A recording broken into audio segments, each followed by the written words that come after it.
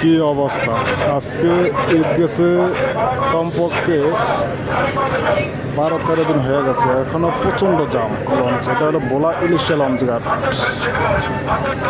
গতকালকে আমার চরবসন বেতুয়াদিয়া যে প্রচণ্ড জাম দেখে আমি রিটার্ন এসে গেছি। আজকে আবার ইলিশা দিয়ে আসলাম, যে ইলিশা দিয়ে ঢাকা যাব। এখান দিয়ে এসে দেখি অবস্থা ঠিক সেম টু সেম। এখনও মানুষের এত প্রচণ্ড ভিড় কল্পনা করার বাহির।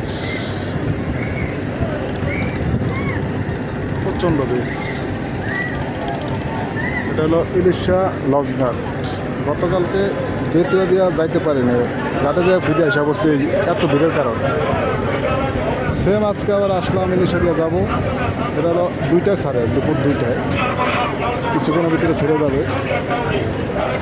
প্রচণ্ড দাম, কী অবস্থা!